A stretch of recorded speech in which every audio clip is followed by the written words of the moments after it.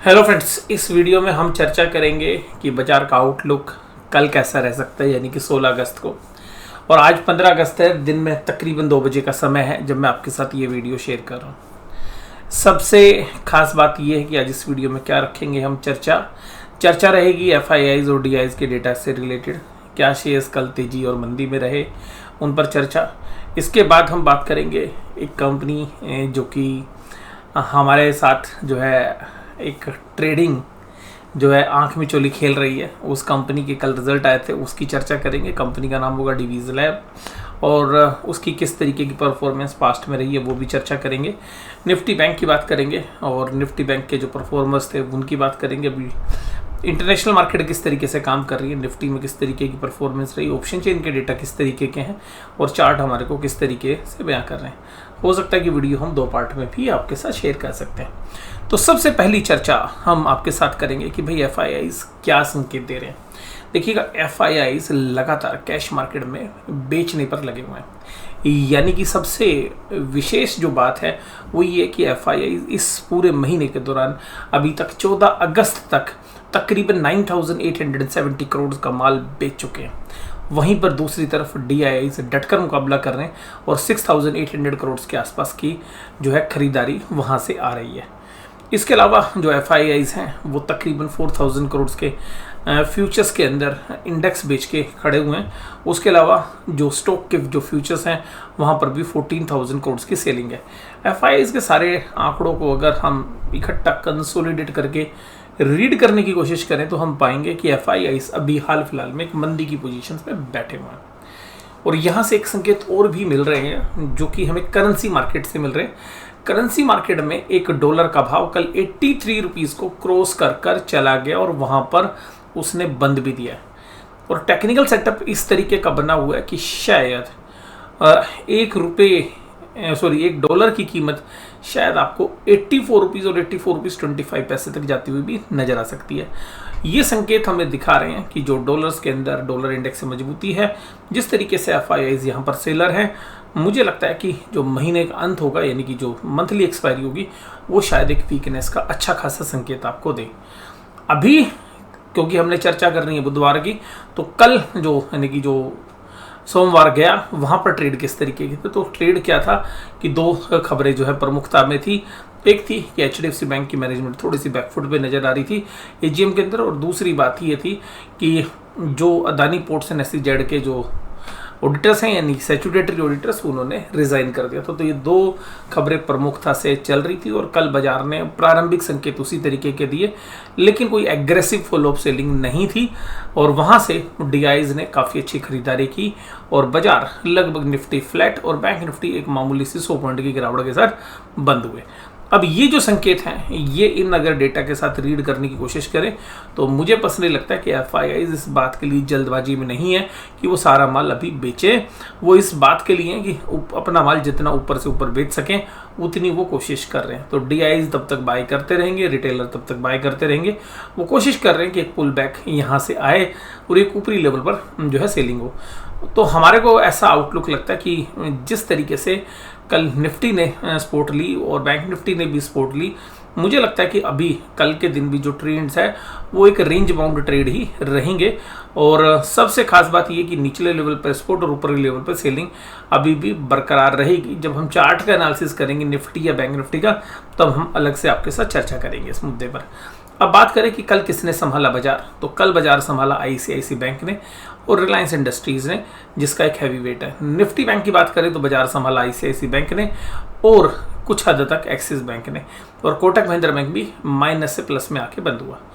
कल कमजोरी थी निफ्टी बैंक के अंदर स्टेट बैंक ऑफ इंडिया की तरफ से, और मुझे लगता है कि जो अदानी पोर्ट की खबर है वो शायद यहाँ पर प्रमुखता से SBI को गिराने में अहम भूमिका अदा कर रही थी। उसके अलावा कल PSU बैंक का जो इंडेक्स है वो भी एक नेगेटिवली काम कर रहा था, जिसमें एक अच्छी खासी तेजी अभी पिछले 15 दिनों में देखने के लिए मिली थी। वहाँ पर कल PSU का बैंकिंग इंडेक्स बैकफुट पे था, तो उसी कारण आपने बैंक ऑफ बड़ौदा में भी कमजोरी देखी। HDFC बैंक का इतना बुरा असर नहीं हुआ जितना ज़्यादातर लोग एंटिसिपेट कर रहे थे, क्योंकि HDFC बैंक ओवरसोल्ड भी है और 1600 से लेकर 1580 के बीच में की जो रेंज है वो HDFC बैंक की काफ़ी अच्छी सपोर्ट है, तो 1600 के भाव से HDFC बैंक ने सपोर्ट ली। इसके अलावा निफ्टी बैंक जो 43,800 है वहाँ पर एक अच्छी खासी मेजर सपोर्ट है, पहली सपोर्ट है जहाँ से उसने बाउंस लिया, और ये मैंने आपके साथ पीछे भी चर्चा की थी। 43,800 जब टूटेगा तो उसके बाद एक बहुत ही मजबूत जो 43,800 से भी ज़्यादा मजबूत सपोर्ट है जो है 43,400। अगर 43,400 अगर टूटता है तो हमें ऐसा देखने के लिए मिल सकता है कि वीकली चार्ट के ऊपर एक अच्छी खासी सेलिंग बैंकिंग स्टॉक्स में एग्रेसिवली जो है ट्रेडर्स की तरफ से आ सकती है। 43,400 जब तक बैंक निफ्टी होल्ड कर रहा है तब तक हम रेंज बाउंड ट्रेड ही एंटिसिपेट कर रहे हैं, और नीचे जैसी डिप पे माल आएगा तो जो लोग 2, 3, 4, 5 महीने से मंदी में बैठे हैं वो लोग अपने शॉर्ट्स पोजीशंस को कवर करते हुए नजर आएंगे। बहुत ही कम ऐसे जो ट्रेडर्स हैं वो बचे होंगे जिनके शॉर्ट बचे होंगे, क्योंकि बाजार ने शॉर्टर्स को पहले ही खत्म कर दिया था, लेकिन फिर भी बहुत सारे मजबूत हाथ हैं वो भी अब धीरे धीरे जैसे एक्सपायरी के आसपास आएंगे अपनी मंदी को कवर करते हुए नजर आएंगे। और मुझे लगता है कि जो बहुत बड़े प्लेयर्स हैं वो शायद अपनी एग्रेसिवली मंदी बनाएंगे और फिर एक बार तेजी वालों को ट्रैप कर सकते हैं इस महीने के अंत तक या अगले महीने के अंदर भी। लेकिन वहाँ से फिर हमें लगता है कि अगर अब जो कमजोरी आएगी फिर इसी तरीके का जो पैमाना है वो चल रहा है अभी, तो अभी हम उतनी लंबी बात नहीं करते, हम अभी बात करते हैं 43,800। तो 43,800 जब तक होल्ड हो रहा है बाजार एक रेंज में रहेगा। 43,800 टूट के अगर जाता है तो 43,400 पे डेफिनेटली सपोर्ट मिलेगी, और एक या दो टाइम के अंदर शायद 43,400 टूटे भी ना, और 43,400 के आसपास शायद बाजार घूमता हुआ नजर आया आपको इस महीने की लास्ट एक्सपायरी तक, या जो 24 तारीख तक की वीकली एक्सपायरी है तब तक, तो वहाँ तक शायद होल्ड किया जाएगा। तो अभी हमें जो देखने के लिए मिल रहा है वो ये मिल रहा है कि ऊपरी लेवल से जो सेलिंग हो रही है बहुत धीरे धीरे इत्मीनान से तमीज से की जा रही है। तो मुझे नहीं लगता कि सेलर इतनी जल्दबाजी में है, तो वो धीरे धीरे सेलिंग करता हुआ नजर आ रहा है, और वो कोशिश कर रहा है कि एक पुल बैक आए और पुल बैक के बाद जो शेयर्स के भाव ऊपर की तरफ आए तब माल बेचा जाए। जहां पर कमजोरी थी निफ्टी में वो तो बैंक निफ्टी में वो वहीं से आ रही थी SBI और बैंक ऑफ बड़ौदा से, जो मैंने आपके साथ चर्चा की, और फिर दूसरा खींचने का काम कर रहा था HDFC बैंक। तेजी वाले शेयर्स थे निफ्टी में LTI, माइंट्री, इन्फोसिस। देखिएगा ये डिफेंसिव तब आएंगे आपके सामने जब डॉलर का भाव ऊपर की तरफ, यानी कि रुपये कमजोर होगा और डॉलर मजबूत होता हुआ नजर आएगा। तो जब डॉलर जैसे जैसे ऊपर जाएगा वैसे वैसे IT कंपनीज के लिए एक रिलीफ आएगा, और वो आपको कल शेयर प्राइस में भी देखने के लिए मिला। डिवीज 1.4% की तेजी के साथ काम करता हुआ नजर आया, और यहाँ पर हम एक अलग से चर्चा इसी वीडियो के अंदर आपके साथ करते हुए नजर आएंगे। HUL, Reliance industries, Tata consumer और L&T जैसे शेयर्स भी मजबूती में थे। उसके बाद बात करें अदानी इंटरप्राइज, जो APSEZ की जो खबर थी वो अदानी इंटरप्राइज पर ज़्यादा असर करती हुई नजर आई। हिंडाल्को, JSW स्टील, SBI ये सब कमज़ोर थे। तो अगर हम बात करें तो ये जो 3 शेयर्स हैं अगर हम जिनकी चर्चा करें आपके साथ, तो वो 3 शेयर्स कौन से हैं जो अदानी इंटरप्राइजेस, SBI और अदानी पोर्ट्स, ये सब अदानी जी की जो न्यूज़ चली है ऑडिटर से रिलेटेड, ये उससे मुझे लगता है कि इफेक्ट हुए नज़र आ रहे हैं। और देखिएगा एग्रो केमिकल्स में बहुत ही ख़राब रिजल्ट आए हैं। हमारे पास भी एक पोर्टफोलियो में शेयर है, हालांकि क्वांटिटी बहुत कम है, और मैंने काफ़ी बार उसके साथ चर्चा की, और वो शेयर्स ने कंसोलिडेटेड बेसिस पे 43 करोड़ का लॉस किया। उस कंपनी का नाम है मेग मनी ऑर्गेनिक्स।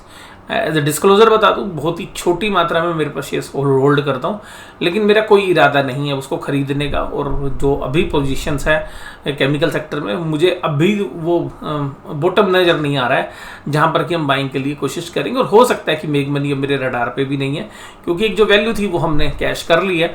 अब हम जब दोबारा से वैल्यू इमर्ज होगी तब बात कर सकते हैं। तो मेरा अभी इस रिजल्ट के बाद भी, इस रिजल्ट से पहले भी कोई पॉजिटिव रुझान नहीं है, क्योंकि कुछ ऐसी एक्टिविटीज़ हैं जहां पर हम देखना चाहेंगे कि वो कंपनी सफल होती है या नहीं होती है, उसके बाद ही फैसला लेंगे। तो अल्टीमेटली मेग मनी ऑर्गेनिक्स में हमारी बहुत ही माइनर पोजीशन है, और वो भी पोजीशन सारे प्रॉफिट के पैसों में है। तो हमारी कोई इन्वेस्टमेंट नहीं है उसके अंदर, कोई कैश आज की डेट में अगर हम बात करें तो। अब उसी कड़ी में कल देखेंगे तो UPL जो है 1.57, यानी कि एक एग्रोकेमिकल की दिग्गज कंपनी अपना 52 वीक लो लगाती हुई नजर आई। तो ये थोड़ी सी चीज़ें हैं जो आपको चिंता कर सकती हैं कि भाई केमिकल सेक्टर्स में कैपेसिटी ज़्यादातर एनहेंस हो गई है, चाहे वो स्पेशलिटी केमिकल बात करें या एग्रोकेमिकल्स, और जो इंटरनेशनल मार्केट है वहाँ से डिमांड का उठाव नहीं आ रहा है। वो एक बड़े चैलेंजेस स्पेशलिटी केमिकल कंपनीज के लिए हैं।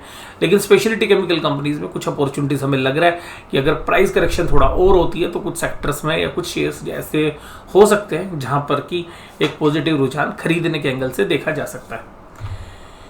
अब यहाँ पर इस वीडियो में हम बस इतनी बात करेंगे। अगली वीडियो में हम चर्चा करेंगे डिवीज लैब के रिजल्ट्स की, और उसके बाद बाकी जो चर्चा है वो रखेंगे आपके सामने। तब तक आप इस वीडियो को एंजॉय करिए। वीडियो देखने के लिए धन्यवाद। Thank you very much.